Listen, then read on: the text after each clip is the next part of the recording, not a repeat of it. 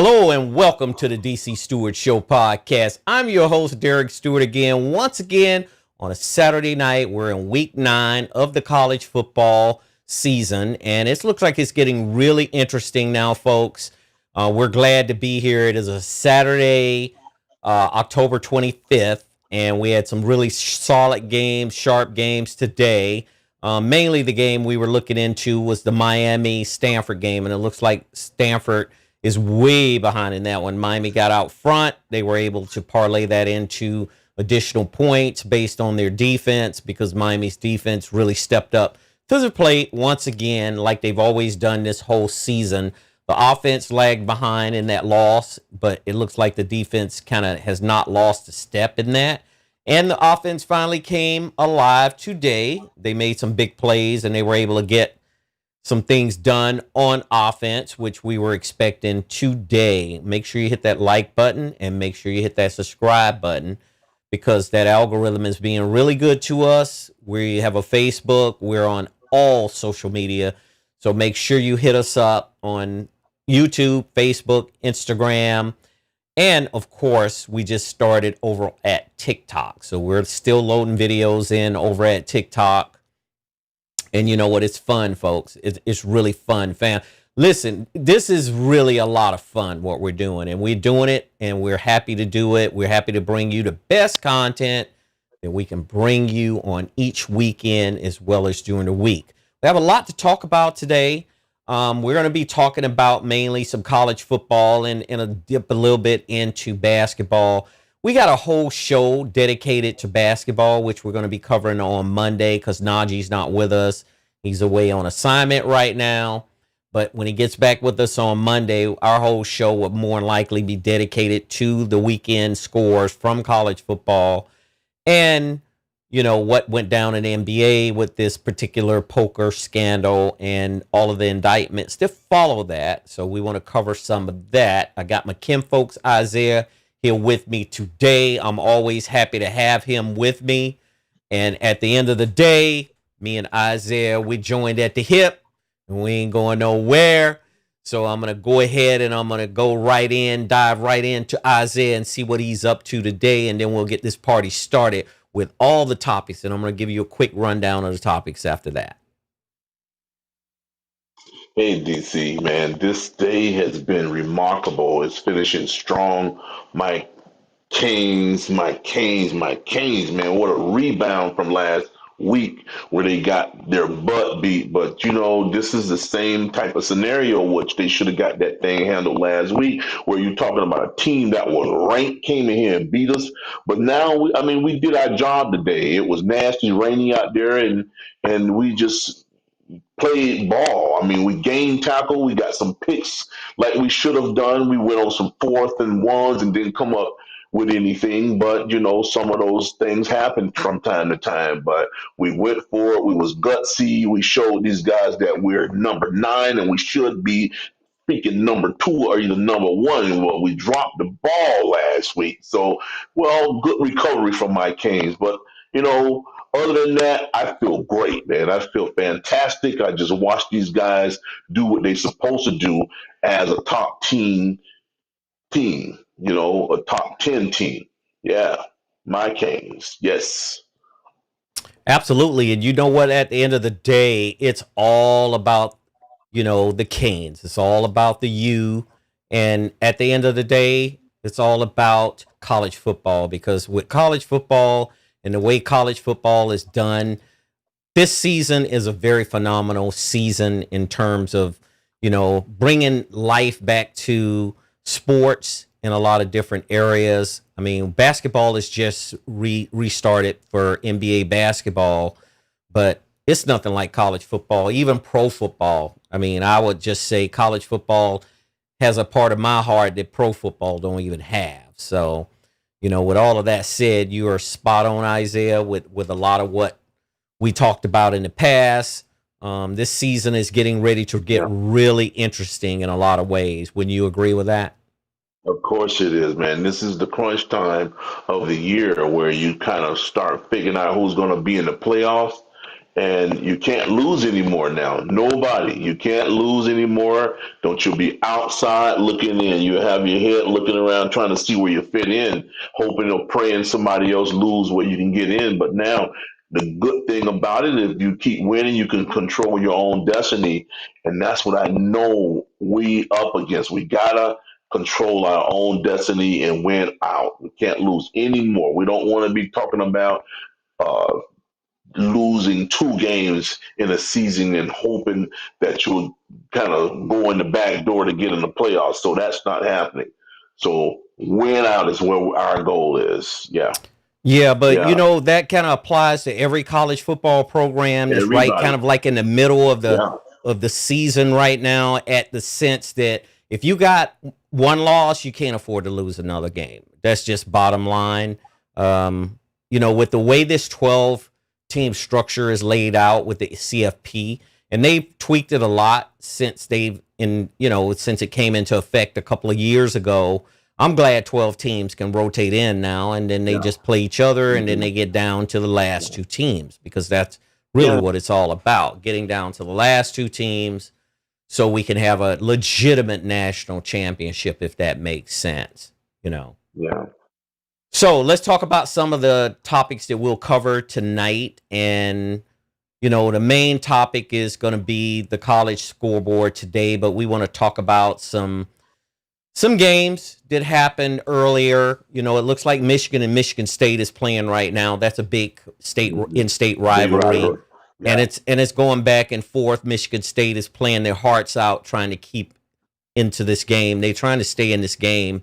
And, Michigan has kind of made a rebound. I'm kind of impressed with what Sharon Moore has done, because he just didn't let them lull into a situation where they started losing and then they kept tumbling downhill. And that's a big deal for college sports, period, whether it's football, whether it's basketball. You got to come up out of that slump. If you're in a slump, you need to come up out of that slump. And that's what it's all about. One side note also I want to bring to light is the Dodgers is currently ahead. Major League Baseball, we're into the second day of the World Series. I'm pulling for the Dodgers, of course. Toronto is a really solid team. They beat the Dodgers 11-4 yesterday. It was just a mind-boggling number. They hit a grand slam home run, and it seemed like every batter that came up to the plate for the Toronto Blue Jays hit a home run, or they hit deep into the outfield, and it put the Dodgers behind, but they're up right now 3-1, and it's at the top of the 7th. So we got 2 more innings to go. We bring it back here. We have 3 games here, and we'll take those 3 games, and then we'll find out whether we need to go into Game 6 and Game 7 against Toronto, and because that's a solid team, and they can't underestimate Toronto by any means at all. So I wanted to bring that to light. I did attend a high school football game last night. I did attend Linwood High School versus Bellflower High School. These 2 schools are situated in between, technically in between Torrance, California, on out to Long Beach, beyond that perimeter over there.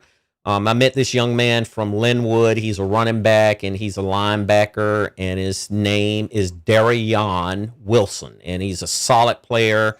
Darion has got a lot of potential. He has a future, and I believe he will play on Saturdays. He made some really big, solid plays last night, even though his team came up short against Bellflower. He's super fast. I was notating a lot of intangibles that I found impressing about Darion Wilson, and he's going to be playing on a Saturday for some school at some point.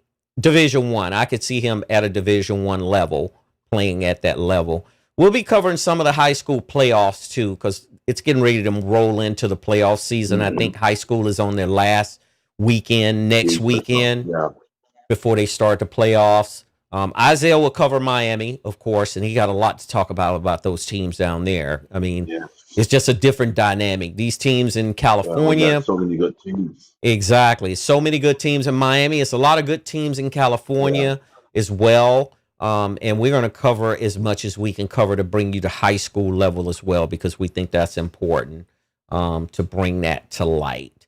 So let's talk about some of the topics that we're going to talk about. We want to talk about, okay, where do we think some teams are going to land as far as that 12-team rotation? And if you look at the AP top 25 poll, and let me pull it up real quick here. The AP poll is right now, and it's going to change tomorrow because a lot of teams are going to lose today. Mm-hmm. So when the teams lose, it tends to fluctuate depending on the outcome of how they lost, how many points they lost. So it looks like the top 5 right now, and Alabama was playing South Carolina earlier. Yeah, they went into overtime, I think. And I think it went into overtime, and let me look at that because I want to bring that to light. Alabama pulled it off. And they pulled it off against South Carolina. Yeah. And that just is a testament of a good team. To be able to travel on the road to a hostile crowd, hostile territory, be able to win that football game like they did today. It was just a scratch and claw type of game. And I knew South Carolina was going to play them hard. So, hats off to South Carolina, even though they came up short. But at the end of the day, Alabama did what they needed to do to stay in the hunt for this playoff situation. It's going to be jumping off in about 3 weeks from now. Indiana blew UCLA up completely. UCLA has been on this fairy tale run for the last 2 weeks where they beat some teams technically that they weren't slated to beat, according to Las Vegas and some other people calling games. But they ran into a buzzsaw today at Indiana. Indiana pretty much put them to sleep, I would say. That's the best analogy that I could put. And at the end of the day, UCLA, they got a lot of recovering to do. They got to get a new coach in there. And they got to, reformat and recycle that program into a program that's going to be able to compete at the Big Ten level. Texas A&M, they looked impressive. I think they're still playing LSU right now. And let me look at the score of that one. It is 28-18. So Texas A&M looks like they're going to be in control of this game unless something drastic happens. And just to give you a bit of a note on LSU, if they come up short in this game, Brian Kelly is going to be the talk of the weekend. I mean, I think the coach, Brian Kelly, he's a good coach, but unfortunately for him, he's been coming up short against a lot of these teams in the SEC, as well as, losing to some teams that he wasn't supposed to lose to. So if they come up short tonight, LSU would be 5-3. And that's not going to be acceptable for the LSU faithful, right? Am I right, Isaiah? Yeah, absolutely right about this, because there's no opportunity to get in the playoff if you lose 3 games. So they already have, I would not say that's not a successful season, because everybody expires to be in the playoff, to at least, if not win a championship, to at least have an opportunity to get in the playoffs. So if you drop 3, you have no chance at all, because you're going to have folks that lost 1 game that's going to be out. So 3, you definitely don't have a chance of getting in. So I think he's going to be looking to just start rebuilding and wait until see what happens next year. He might not get an opportunity to rebuild because the patience level at a school like LSU, it's almost nearly up to their neckline as far as patience level. They paid him a lot of money to come in there and turn this program around. He coached at Notre Dame, of course, and he did a good job at Notre Dame, but doing a good job is not good enough. And we all know that at the college football level. We all know that at the pro football level. If you come up short, they're not going to cut you any slack because they expect for you to turn the situation around. Look what happened to James Franklin 2 weeks ago. I mean, he had a winning record and had been to bowls, won bowl games, but he couldn't win the big games when he needed to win them, and they cut him loose. Just like a bunch of other coaches as well. Billy Napier for Florida, who just got fired a week ago, he turned Northwest Louisiana around, and guess what? He went to Florida and he came up short. He didn't meet expectations or exceed expectations for the fan base, for the boosters, and for all the people around the country that support that program, because a lot of people don't realize people are spread all around the country that follow these programs, whether you live in Florida, whether you live in California, even the Northeast. They're all around the country. So you got fan bases in Texas, you got fan bases from Florida and California. It's people They're all over the loud place. too.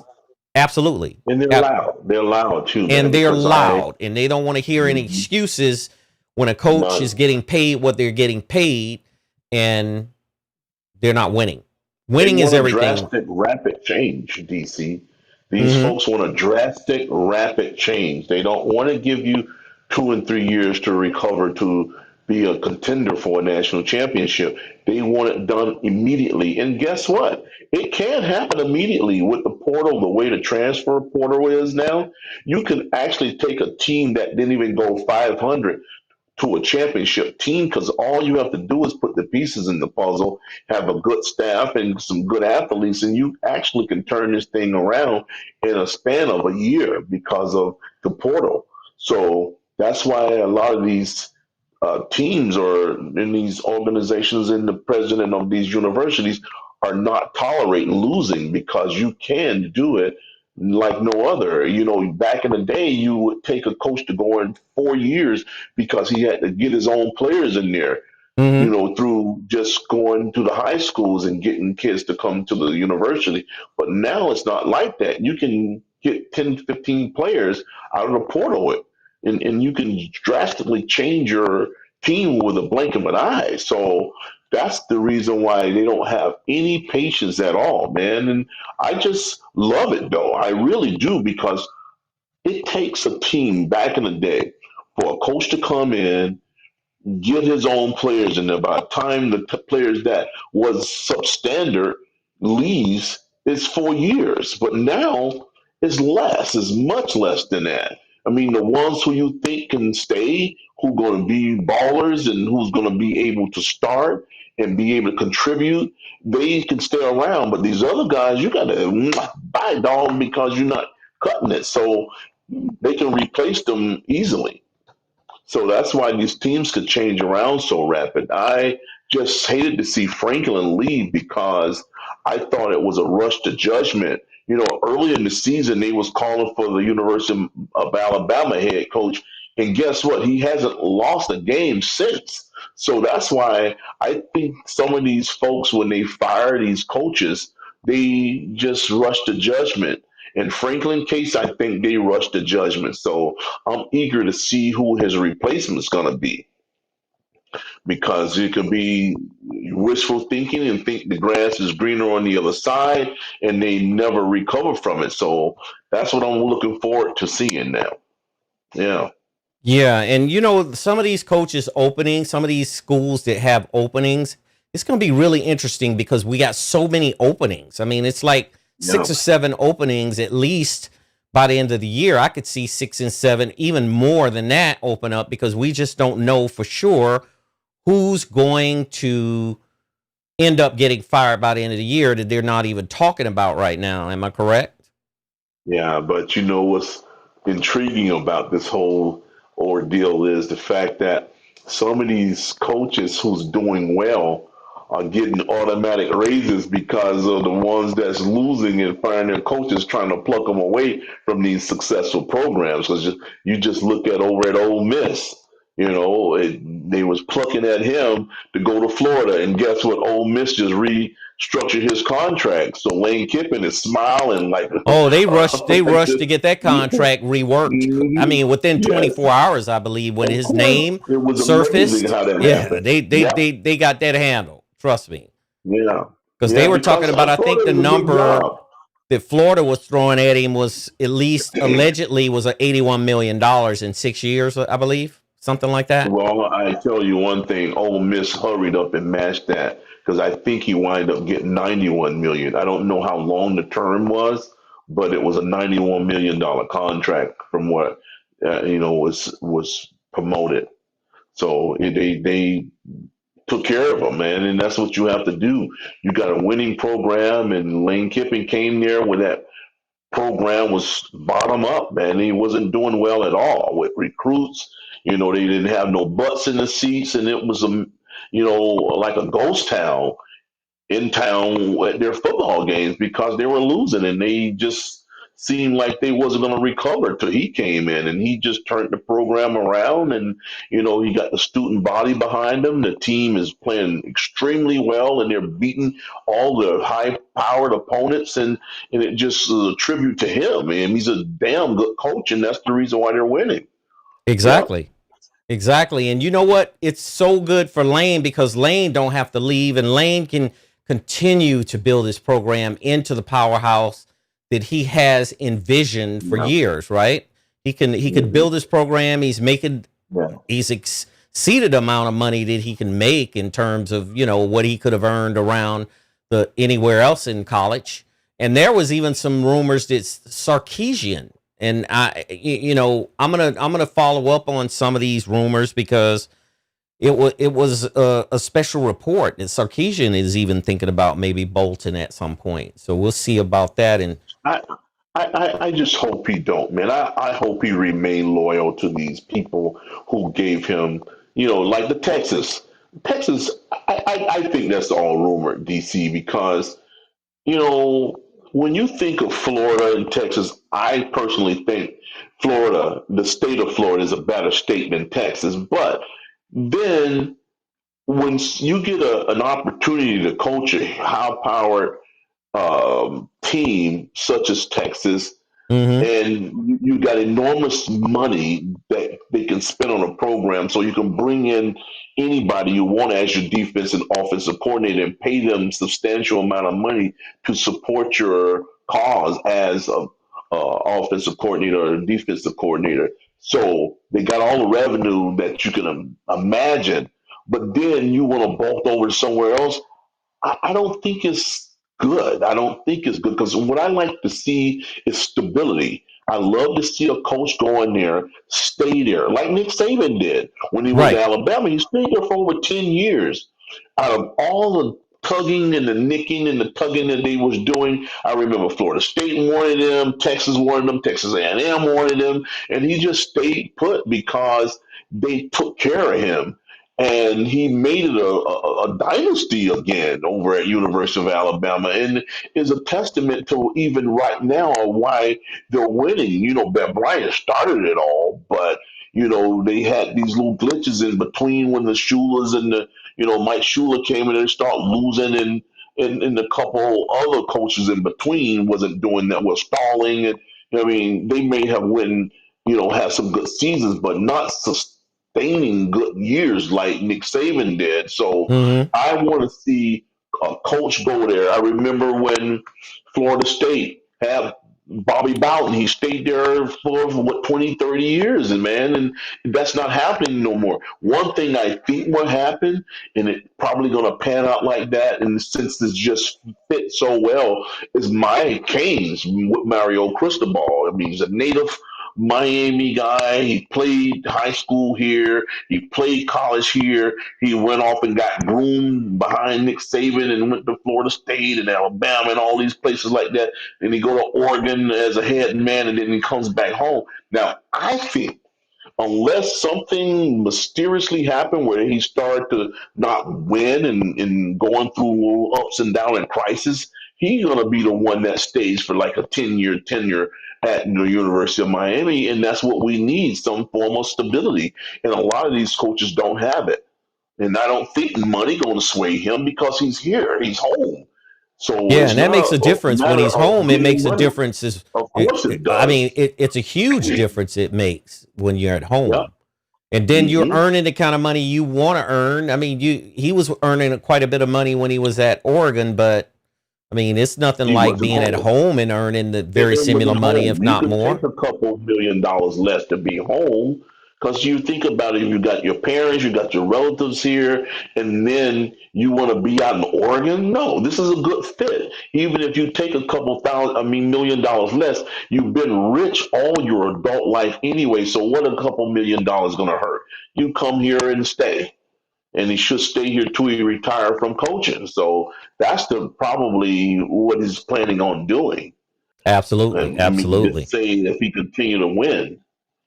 Yep. Yeah, absolutely. And so while we're on the subject of Miami, I wanted to actually mention Freebird Tony, and Freebird Tony sent me a message earlier yesterday, and he spoke about Miami's strategy of going after Stanford. And what I want to do is kind of cover some of the things he talked about. So he said, simple, it's strength against strength. So establish the run from the get-go and keep running. I think Shannon Dawson heard Freebird Tony on that one because they ran quite a bit today. Yeah. They had a pretty decent running game today, right? That was their success before they got bumped off by Louisville. That was the success. That's the success of any team that's potentially want to go somewhere. You really do have to have a running game. And if you don't establish the running game, nothing else works that much. I very seldom see a team that's just a flat out in the air team and going to win it all. You just don't happen like that, because if you don't have something on the ground, you really got a one-dimensional offense, and that can very well get stopped with Absolutely. some good DBs. So they really have to have a running game to show the diverse of an offense. So I think that's what they did early in the game, especially starting in that second quarter. The defense let them drive down and score in that first quarter and early in the first quarter. And boy, it was like crazy for them to get a good established series after that, because the University of Miami defense made the proper adjustments and they shut them down. And that's what they need to do, especially when you're talking about a team that's not ranked. They supposed to maul these guys who's not ranked, man. Go in there just like a pit bull and just shake them. And that's what Absolutely. they need to do. They need to do every team that's out there like that. I've seen those DBs play like they've been playing early part of the season when they were undefeated. They were aggressive, they was hitting hard, and they was like smelling that football. And they came up with some really good defensive plays that gave them an offense an opportunity to score a few more extra points. So that's what they got to continue to do, especially in the rear end of this season, if they want to make it deep inside the playoffs. Yep. Yeah, and Tony made a lot of sense with that because he did stress as well as it will open up for the receivers for big games and control the clock. All of that played out today. And I think Miami was listening to Tony because it played out today. Big gains, control the clock. Malachi Tony hit 2 really big runs on punt returns, which was very impressive with the way he was able to get through those lanes to almost get downfield and score, right? He's an amazing athlete, man. He was doing so much out there today, breaking tackles, shaking the crap out of people, where I seen him juke a couple people. I thought their knees was going to go out. But you need a guy like that on your team that's a spark, a guy who's going to motivate the other players, the guy who's going to make you want to knock the crap out of somebody, and the guy who want to make you, want to make plays on offense. So it really, with his energy and the things that he does out there with these beautiful catches, one-handed catches, and it makes you actually want to do the same thing. And it really it's just a pleasure to see a guy like that, an athlete, pure athlete, because when you're talking about a guy who's relatively small and see him make these type of plays and run through traffic and break tackles, is nice, man, because he's so small, and it shows you just got to have the heart and the desire, and you can do it. You don't have to be as big as everybody else. Just have that in the street desire to be the best and go out there and display it. Yeah. Yeah, that was well stated because it looks as though, and I'm looking at some of the stats right now for that game. Look, that Stanford quarterback and Goldbrinson, I believe his name is Ben Goldbrinson, number 15. He was running for his life. I mean, he was on the run. Yeah. And DC, let me tell you, bro, they showed some close-ups of him during like the intermission time, he looked like he was in a freaking all-out brawl. His Yeah. eyes was puffy, He red was around the eyes, limping because around people after was he putting got that tackled. He forearm got in up a his few face. times and he Yes, was man. limping and dragging, trying to get back to the line of scrimmage so that they could take another snap.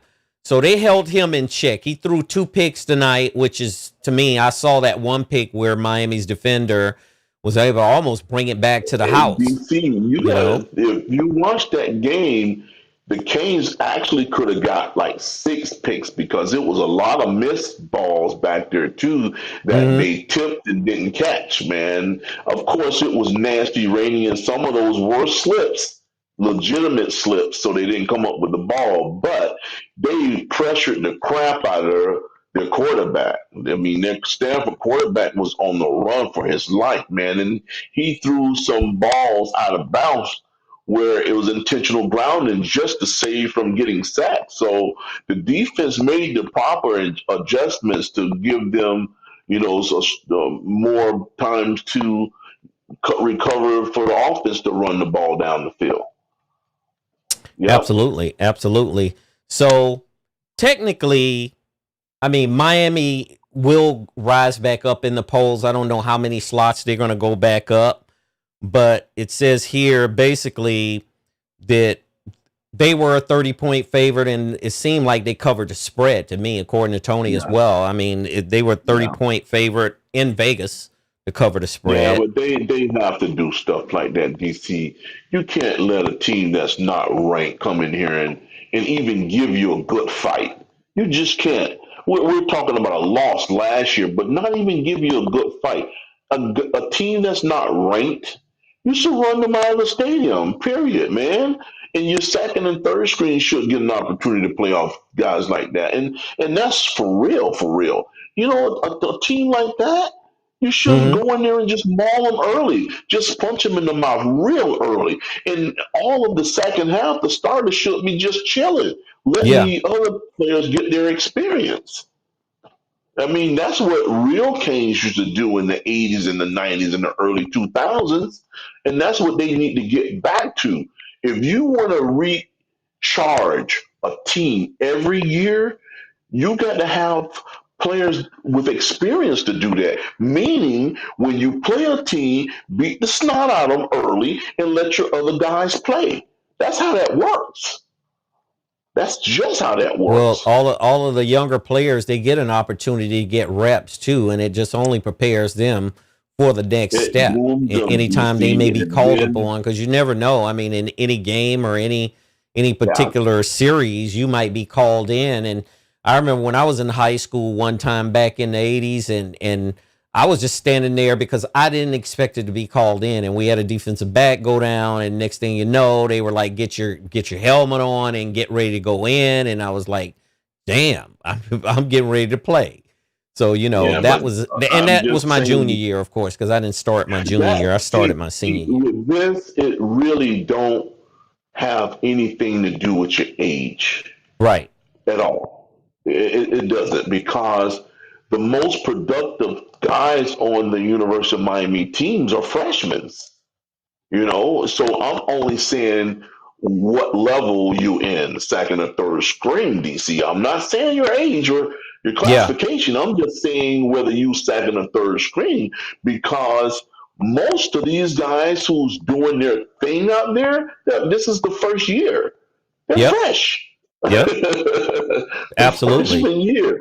Yeah, and that's what's exciting about it. When you see an 18-year-old kid out there just playing at the highest level, oh, that makes me feel good, man, because it shows high school kids you don't have to come in there and just chill and wait and sit on the bench. That means you go in there and bust your rear end the moment you hit that college campus, and you could be playing on Saturday, playing, Yeah. inviting your parents and your friends and their families to come watch you play as an 18-year-old. So the opportunity is widespread. So you don't have to say, "Oh man, I'm going to wait. I'm going to be a senior or a junior when I play." No, it don't work like that. I don't know anymore. It don't. Then you don't have to be sitting around getting red-shirted or waiting your turn. No, you go out there and bust your rear end, and you will start as a freshman.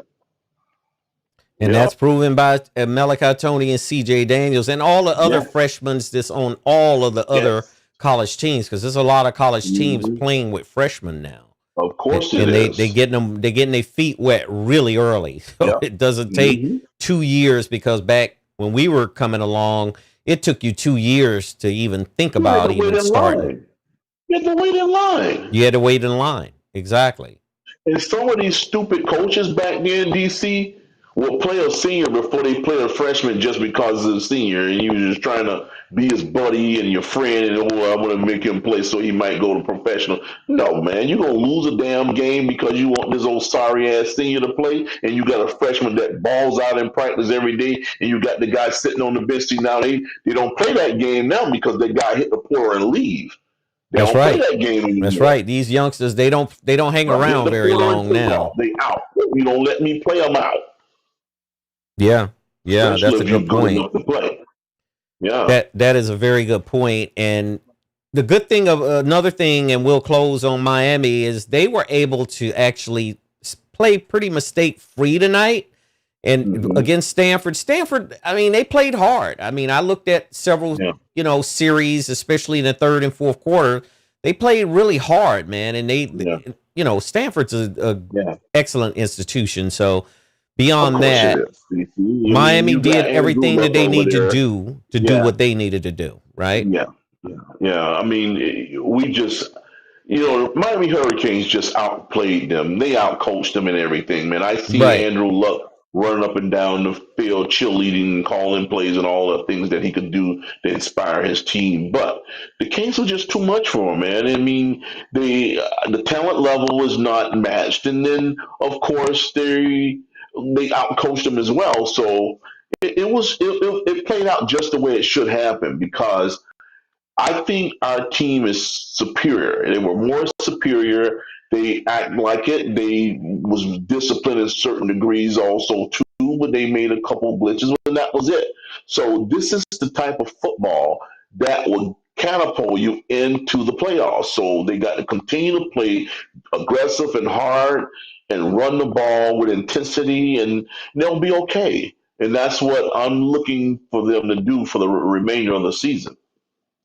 Yeah, they have a big test next week against SMU, and SMU is looking pretty good. Every year that Rhett Lashley has been a part of that program, they've gotten better each year along the way. Mhm. And it looks like they're playing SMU on the road next Saturday, November 1st. And that's going to be a true test that if they go in and handle SMU, I think they'll be right back up to close to where they were. I don't think they might get to number 2, but they will definitely be up in the top 5 if they get SMU taken care Yeah. of in SMU. Wouldn't you say so? Mhm. Yes. Yeah. Yeah. They just got to play solid ball, mistake free football, man.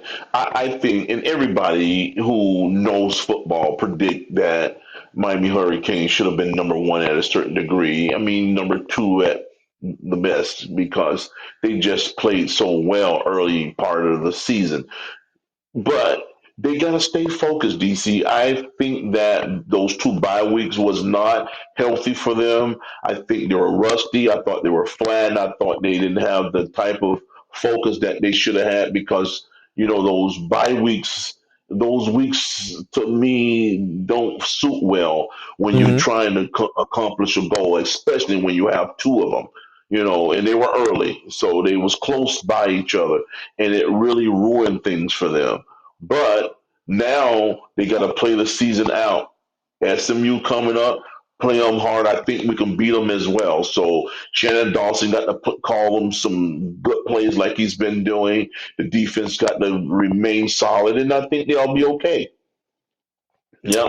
Absolutely. So let's shift a little bit and shift to one last thing about Miami. How do you like those camel uniforms? Those DC, man, military I'm going camouflage nuts, bro. uniforms? I, Dude, I, I think it was so organized when they did it it, looked man. I good. I mean, think it dude, looked really it good, and Tony was thought it looked good beautiful. as well. Let me tell you how much I liked it, DC. and it was so uniform the way they did it, down to the freaking gloves, down to the stadium, down to the cheerleaders. If you looked at the field, the University of Miami field where they had the Miami thing, it had the same type of design, the hunting type of design Yes. inside the name of Miami. And the helmet was the same color. The U on the helmet was the same color. It was beautiful, man. I think that Cristobal came in there and he did that same thing that he did when he was at Oregon. He has so many different looks. Uniform You're like getting combinations. used to. Yeah, I liked it a lot, man. It made me want a jersey like that or a shirt that looks like that. And I'm gonna probably go down there and grab me one of them because I just love the color of it, man. It had that hunting type of warrior type of color, you Absolutely. know. So Yeah, overall, which is your favorite uniform? Which is your most favorite uniform from Miami? Is it that that national one is championship now. team back in the Hell 80s? no, this So one you does, like this man. This uniform one, better than you like oh that man, national championship team uniform with no, I with like this one right here, man, because it's just today's look.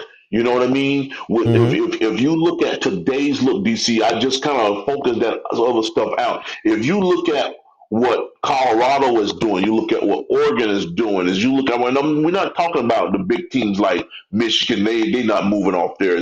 Alabama's not moving out there. But if you look at these other teams that got these brand new faces of coaches in there who's just trying to take it away and build their own look. This is it.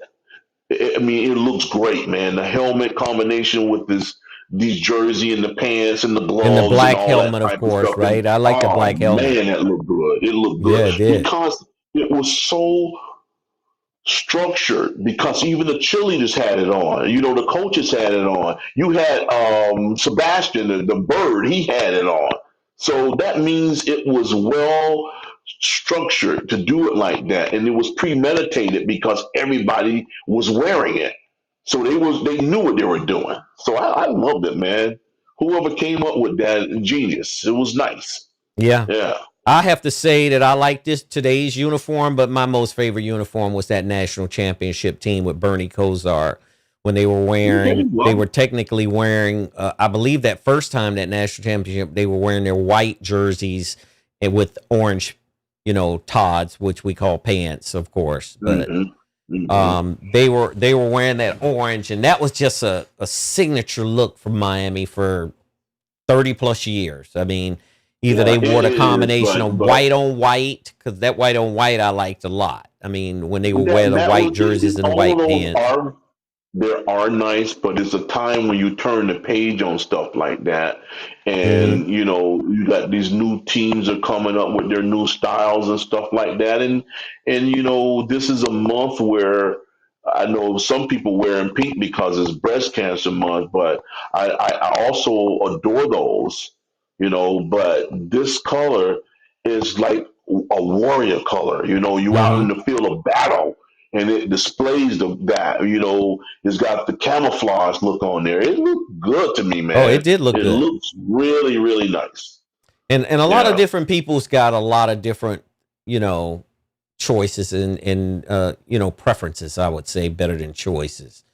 It's a different preference for pretty much everybody. He's got a different way of looking at it. So anyway, I think it was a good idea to do it today, and it really kind of gave them that extra added, I would say, extra added motivation to do what they Yeah. needed to do Yeah. tonight, right? I do believe that, DC, because it makes you kind of forget what happened last year and focus forward on what you have to do this week. Because here you go, you drop a game where you absolutely shouldn't have lost. But this uniform, to me, made them get back in focus to show you what's at stake and what's at hand to progress the rest of the season. And by them wearing this type of uniform where is you a warrior and you camouflage, you had a feel of battle. That's what it's all about. You go out there and display that too. You go out there and work your rear end off, and you go out there and do your doggone job and come up with a victory. And this thing with even the playmaker, man, dude, he's a heaven sent for this program, man, Yeah, he because is. he's He is. showing these guys love all around the table, man. And God bless Cristobal for allowing this guy to come out there and bring his animation and his passion to this game that he loved. I mean, I just don't remember any alumni from any school that's so embedded to this community and this program, and he's not fake about it because he's traveled. And what I love about him is he's got friends, he's got ex teammates that he support, Mm-hmm. but it's nothing like when he come home, because I see him at the Colorado game supporting Prime and his team in Colorado, but when he come home, he just turning this thing 100 miles an hour with the way he interact with the kids here at the University of Miami. Yeah. Absolutely. Absolutely. So let's shift on to this next Annie Brown topic. And guess what? I need to ask you a question. Now, here's a good one for you. It looks like a referee, longtime referee. This guy's been refereeing for a long time in college football, and he was part of the SEC, which is the Southeastern Conference for college football. So this Georgia-Auburn game a couple weeks ago, I believe it was over a week ago, there was a questionable call, and I think what happened was Auburn was down getting ready to drive in for a score, and it looks as though they didn't call Auburn or rule Auburn's quarterback cross the plane. And it says here, the Southeastern Conference has suspended longtime referee Ken Williamson for the remainder of the season in the wake of his crew's performance in Georgia's 20-10 victory at Auburn on October 11th. He was the crew chief in the game, and basically, the SEC is pretty harsh. So a lot of people were having questions about, and as far as I'm concerned, it's the most harshest penalty that I've ever seen a referee or a referee team or, group receive at any level of college sports, let alone college football. Because referees are usually given a lot of latitude to kind of make calls. Because if that was the case, if they were going to be this strict, I would say that call in Ohio State game against Miami, he should have been suspended the rest of his natural-born career and never officiated again for throwing that freaking flag from the opposite side of the field. They should have banned him. Now, here's a ref that's been in the game for a long time, and the SEC suspends him for the rest of the season. And you know what he said? Look, I'll retire. I don't need to referee anymore. I don't need to officiate anymore. So it's kind of like, what do you think about that? Have you ever seen the harshness of a penalty like this before against a referee and a crew that was refereeing a game? No, I have not. And if he displayed that, saying he would retire, they should honor that. Tell him, well, you know what? Guess what? You need to retire. Right. If he feel like that, because when you miss something like that, DC, like these guys did, they stunk up the field. And see, just imagine, we're going to speak on this in its entirety on Monday, but just think about the fact that you got several ex-players, current players, and coaches caught up in a gambling scandal. And Correct. then you got a group of officials missing plays like this. It almost seemed like they're with the same type of thing. They're gambling too. It may not come to surface and say, okay, I'm getting a monetary kickback from it. But if you missing calls like this, it sure can get you thinking. It will get you to thinking. When you start missing blatant calls, it gets you to thinking. So if these guys don't say, oh, well, so listen, man, we missed it, we screwed up, I'm sorry, the pause, the punishment fit the scam, the not the scandal, penalty, but yeah, the the infraction, the scandal or penalty. whatever you want to call it, Right. right? No, let's not say a scandal, but it was an infraction or a penalty. So, because we dropped the ball on this thing, and I'm getting punished for it. Okay. So what he's saying is, okay, I've been officiating for enough time. I got a bag at the house, and I'm well off, and I can just walk away from this thing and don't have to worry about it no more. Sadly, you should be want to clear your name, get your butt back out there, and then officiate some games and be fair about it.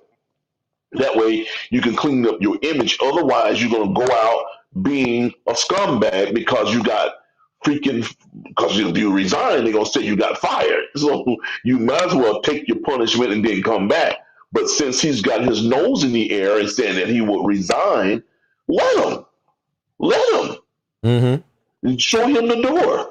Well, he's been an official for 21 years in the SEC alone. Just 21 years. Well, That's but he decades just after decades mentioned of the fact officiating. that he don't like the punishment and he would go about his business. I would let him.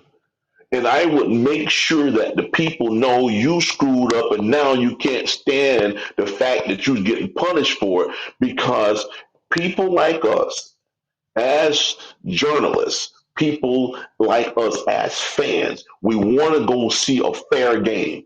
I mean, even when it's my Canes, I don't want us cheating on nobody. I want to see us kick some rear end the right way.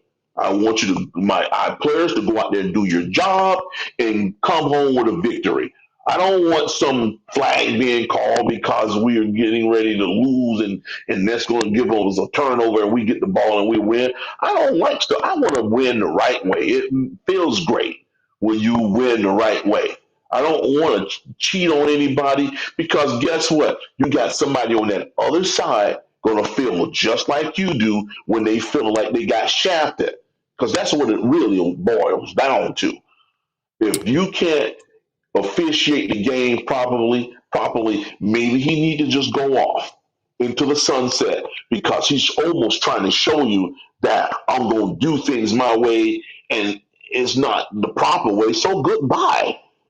So let him go about his business, man, because this is a thing where people pay a lot of money to go see games. Right. You got these kids who work their rear ends off to go out there and display their talent, and you're going to take it away from them? Let him go about his business.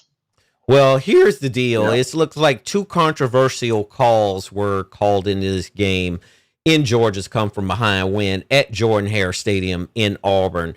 With the Tigers leading 10-0 late in the first half, Auburn quarterback Jackson Arnold tried to score on a sneak on a 3rd and goal from the Georgia 1. As Arnold reached for the end zone, Georgia's linebacker Raylan Wilson punched the ball out of Arnold's arm. The Bulldog safety Kyron Jones recovered the ball at the 1, and officials ruled that Arnold fumbled before reaching the goal line. After a lengthy delay, replay officials upheld the on-field ruling, giving the Bulldogs the possession. Georgia kicked a 29-yard field goal with 13 seconds left to cut Auburn's lead to 10-3 at the half. As the referees were going to the locker room at halftime, it looks like Auburn's athletic director and the coach confronted the referee about the call. And technically, when you have an athletic director, I think the athletic director was out of line too, because you let your officials at the school take that up with those officials at some later time, like a lot of games. Because if you look at how officiating works and how my perspective of officiating, it's all subjective and it's all based on a call. Now, if you had the crew upstairs upheld it, how can this official be deemed for doing something that might have not have been right? Am I right? Yeah, to a certain degree, DC. If you but got you that crew something. upstairs and they upheld it on the field, but DC, they're up I'm there to telling you, overrule it, not to uphold it. They're up there to overrule it if they see something that the officials could not see at field level. So and I'm not defending this official by any means. I don't know him, and he's been officiating for a long time. However, it's funny that they Okay. cherry pick certain games to punish Yeah, with officials when the DC. other teams in officiating, they don't even get punished when they do make a really stinky call, right? Okay, but yeah, I understand what you're saying, but how in the world is it slides by the booth, the people up in the booth, it slides with them, and then they get punished by someone else. So it's like a collective. So everybody should have been punished. Even the ones in the booth who let it slide should be freaking suspended for a year as well. If you're going to suspend the freaking ones that called the play, because the ones who let it go is just as guilty as the one who called it. That you Am I? just made my point. That's what I'm saying. Yeah, Now that's one of yeah, the controversial calls because it was a second one yeah. as well. And I think Auburn's officials at the school took that very personal that Hmm. technically there was two controversial calls instead of one because they were already pissed off about that one controversial Yeah. call. But here's the thing. Here's the thing. Officiating is one thing, but when you have school officials, because I remember when USC was playing a team back in, I can't remember, it was when Pete Carroll was coaching them, I believe, or after Pete Carroll left. And Pat Hayden was the athletic director at the time, and he was on the sideline, and he approached the official, and he got admonished about that. You're not supposed to be running up on these officials, questioning their calls as an administrator at a school. I don't think, unless there's a rule that says something different. Tell me, am I wrong? Well, I know once you get a call like that, and it's bad. In DC, you and I spoke about this.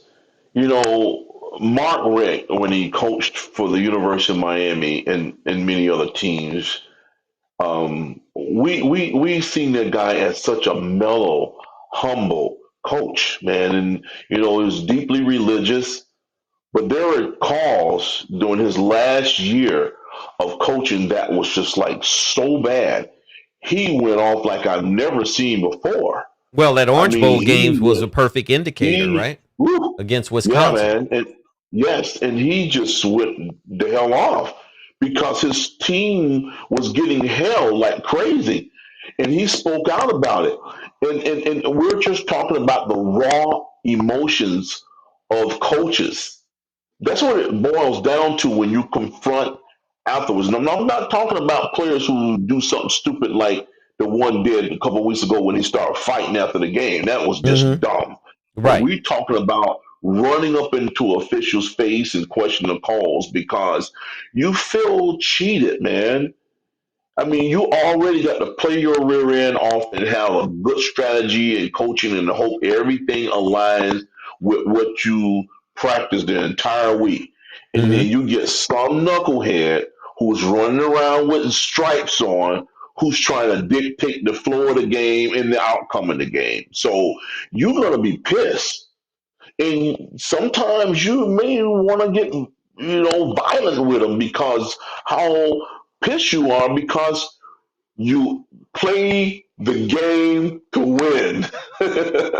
You heard that Well, that's what before? Big Herm said, right? Big Herm said That's we yeah, play to win the game. yeah, the game. Yeah, yeah, yeah. And then see when you lose and you know you did everything to win, and someone else who was not running that football or catching the football or tackling anybody swayed the game. It don't sit well, man. So that's what brings that anger and that frustration and that madness to forth when you have to spill it out. You want to address it. You want to get this thing handled right away. And sometimes people take their emotions deeply, and it goes further than it should. Yeah, and here's the last one that they say he missed was a targeting call, and it looks as though here he missed the targeting penalty against Auburn's cornerback, Kayan Lee, with Hmm. 107 left in the first half. A review was initiated by the replay crew, and Lee was ejected from the game for a helmet-to-helmet hit. With the Bulldogs Mhm. leading 13-10 in the fourth quarter, Kirby Smart ran toward the side judge and appeared to call a timeout with his hands. The official stopped the clock, and Smart argued that he was only telling the official that Auburn players were clapping their hand to mimic Georgia's signals, No, and which that's should BS. warrant a penalty. So it was a lot of confusion there, I think, during that game. Mm. And Auburn is not having a great year. I mean, right now, I would say that they came back and they beat Arkansas today. Technically, Arkansas was almost tied with them at one point, and Mhm. they're not doing as well in the conference as the expectation at Auburn for Hugh Freeze, because Hugh Freeze is basically he's on the bubble as well. I mean, and if this year they don't get him this year, if he don't do anything next year, that might be his last year with Auburn if he can't turn that program around. So, I mean, I just wanted to bring it to your attention about officiating, because officiating happens every week during these games, and officials make bad calls, they miss calls, and they walk away from it, and they don't get suspended for the rest of the year, just like this Mhm. official did. Yeah. One particular official, who's a very experienced official by the name of Terry McCauley, said that he thought it was a little bit severe, Harsh. the punishment. Yeah. Yeah. Yeah. You know, if you want to Well, suspend them for one game, that's one thing. And DC, they got to set a precedence for these guys, man. And not only that, it's the midseason and now is a little bit above the midseason, and what they got 5 games left. something You, like you know, that.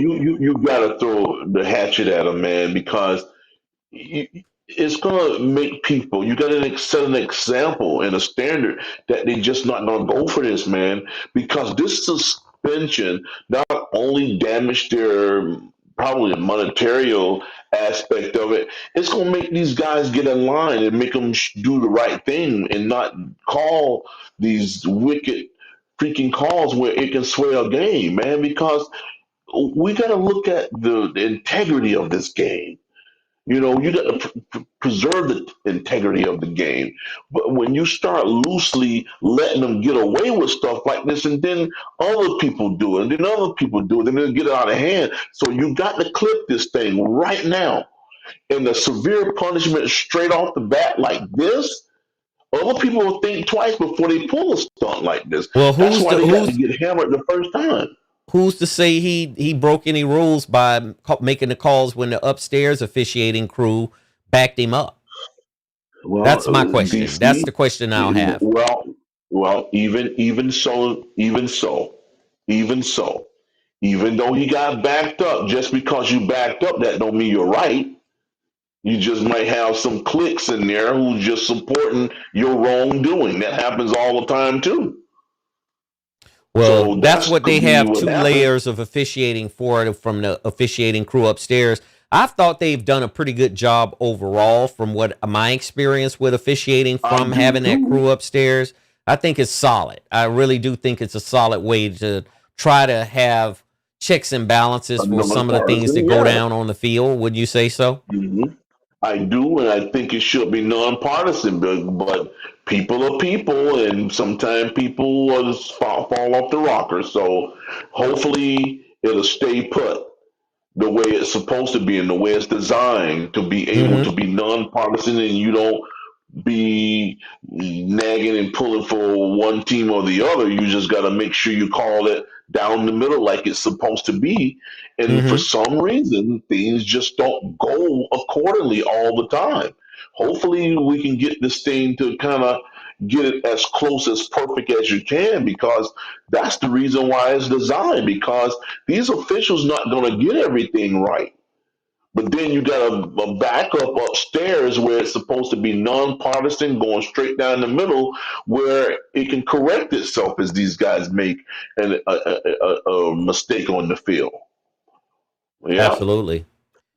Yeah. So let's shift to this last topic. Annie Brown has a topic, and she has a question about several coaches, but the main coach is Shane Beamer, which is the son of Frank Beamer. He has coached at hmm South Carolina. He's done a good job at South Carolina. but still South Carolina has not been able to get back to where Steve Spurrier had them before he decided to retire. My question to you is, the Virginia Tech opening is open. Should Shane Beamer consider taking that Virginia Tech position where his father set a precedent there? His father is legendary at Virginia Tech. His father, Frank, came from Murray State to Virginia Tech. I remember And he him. turned that I Virginia remember Tech him. program around completely, had them competing for national championships and everything else. So my question to you is this. Shane Beamer, if he hangs around South Carolina, I think he's not gonna make it. He's not gonna survive a continuation of not being able to compete for championships at South Carolina. When you say so, or will you think South Carolina will give him the benefit of the doubt, or should he just bolt, go to where his father coached, and help continue that Beamer legacy at Virginia Tech? Well, when I look at stuff like that, DC, I always got to find out in the person himself whether he want to be his own man. If he want to piggyback off his father, he very well can. There's nothing wrong with it at all. Nothing's wrong with it because it's all about where you are comfortable at. You know, if he want to go back to Virginia Tech, he's got a home because his dad was there, had many successful seasons at Virginia Tech. I won't be none surprised if he leave because me personally, I love being my own guy. But if my freaking dad has trailblazed a niche in that ground for me to follow his footsteps, I'm going there. I am. Because the thing is, it's all about taking bumps and licks and stuff. Mm-hmm. He's going to take his bumps and licks at South Carolina. Those same things might get you canned at South Carolina, will give you an extra year at Virginia Tech, Virginia Tech, because your dad has already paved the way for you. They got that certain degree of That respect makes and sense. admiration for his father.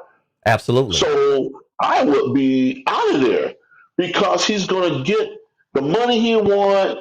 He got the facilities there. He's going to get the recruit because his father's name recognition is embedded in the program. So why would you not want to go there?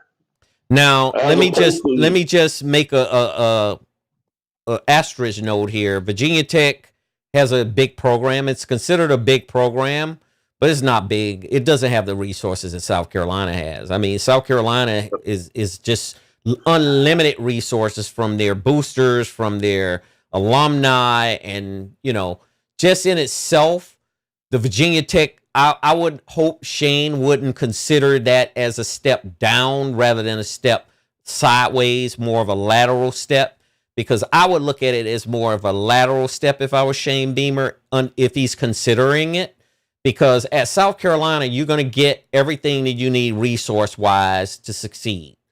That goes for NIL. That goes for all the money that comes behind the program. They just built a brand new indoor practice field across from Williams-Brice Stadium, which is state of the art for South Carolina to practice in. Virginia Tech might have similar facilities, but Virginia Tech is an ACC school, and it's a small engineering school, just like Georgia Tech. It's not that big of a school in terms of the overall picture of sports, especially with football. But I think that would be a good choice for him to consider, to go to Virginia Tech and build that program up into a powerhouse rather than keep struggling at South Carolina, because he's 29 and 22 at South Carolina right now. okay.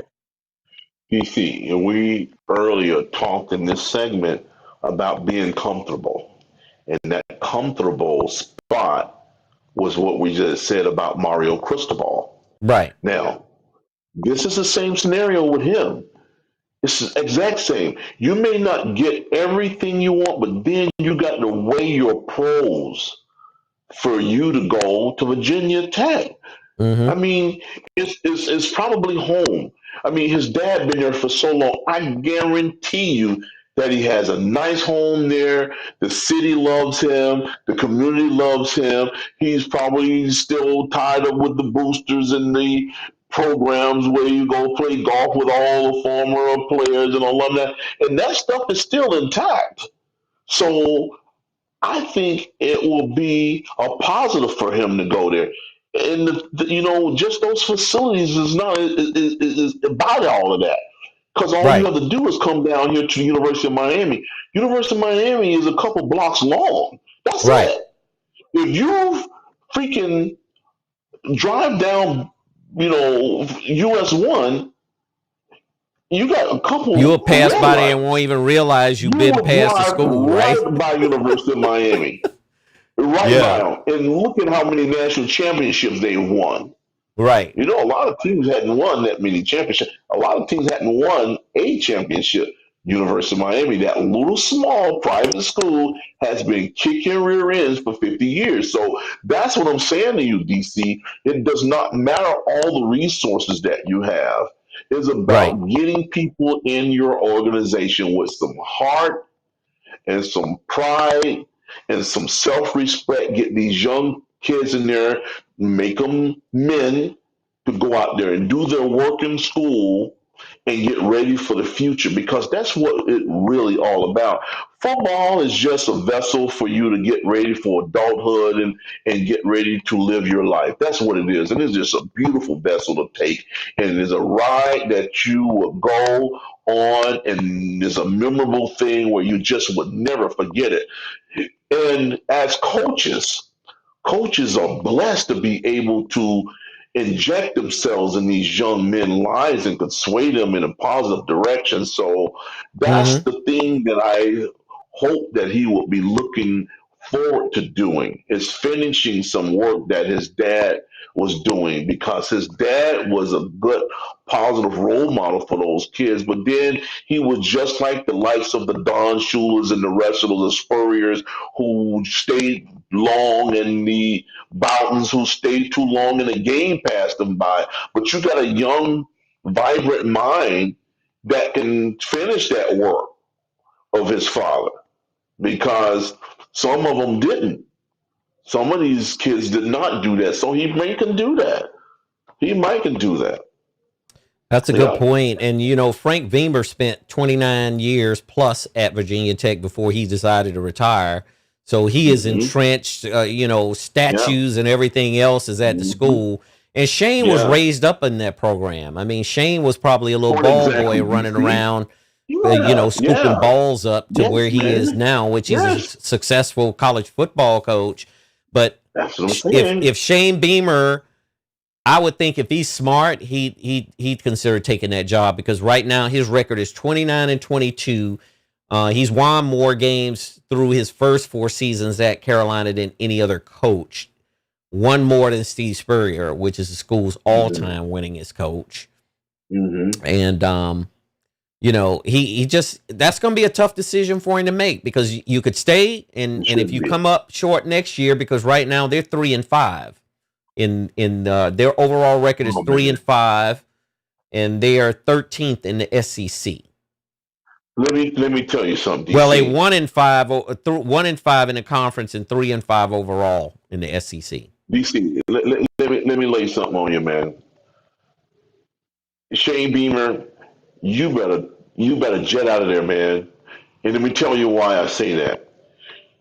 This could perhaps be a missed opportunity, because if you hang around South Carolina, they're gonna fire your behind, bro. And then that Virginia Oh, it'll Tech already job be may taken. not be open. Yeah, it It'll be won't be open. filled. And Right. God forbid, if somebody come in there and do a good job, you're gonna be rear end out. Your Right. rear end will be exposed, man. So you better go like yesterday. Go in there and continue your father's work, because otherwise that opportunity may not ever come back again. So take that job, go back over there, live out a dream, because it could have been his dream when he was a little ball boy, to look at my dad and see him run this program for 30 years and fly on these airplanes with these athletes like Michael Vick and the rest of them that played Bruce over there. And, Smith. Bruce and Smith was a big play, yeah, big yes, big time man, player to come out yeah, of there. yeah. Yeah. But the excitement of Vick, Bruce Smith was a defensive player, but the excitement of Michael Vick is unparalleled to any other player that went to the Virginia Tech. So Correct. he was able to see all that stuff with his own eyeballs. So, and for him to have an opportunity to be the head man at that university, he better get it while it's good. Jump That on it. that is very, very good advice, Isaiah. You couldn't have said it better. We're gonna wrap this show up tonight, but you know what? We're not gonna wrap for the next few days because we'll be back here on Monday, and we're gonna be extensively talking about the scandal, the poker scandal, and the gambling scandal, because so many more names are surfacing in this scandal, and that's what it is. It's a scandal.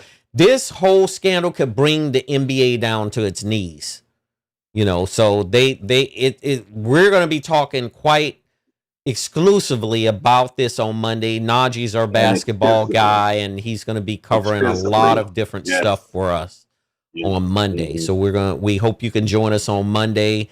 Early Monday morning, we'll recap the whole weekend. It looks like my Dodgers, they just won tonight 5-1, so it's a 1-1 even spiel. Sunday, or at least Monday, I think the next game is Monday.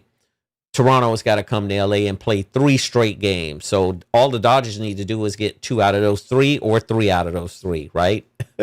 So anyway, we thank you for checking us out today.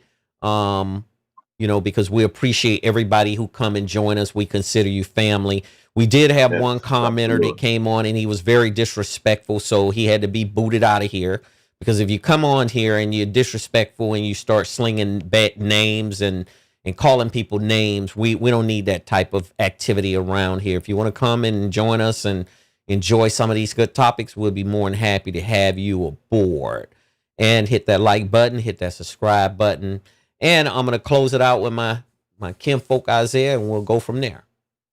Yeah, man, this is a family affair, guys. If you don't like what we're doing, there's nothing wrong with logging off. That's what it's all about. Exactly. We want kids to be able to listen to this show. We want love involved in this thing, man. It's something that DC and I came up with years ago. We parlayed this thing, we got it going, and we love it. We got a bunch of folks that admire the show, and this is what we want to do. It's a family affair. So tell your friends and family that we're on. Come join us, man. It is all about love.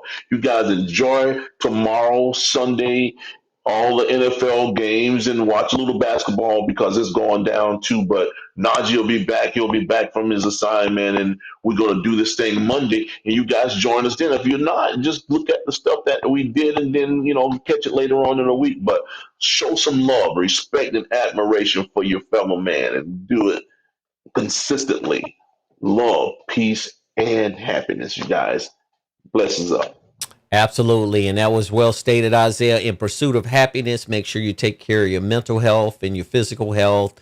Then take care of your people around you, all the people you love, the people you care about.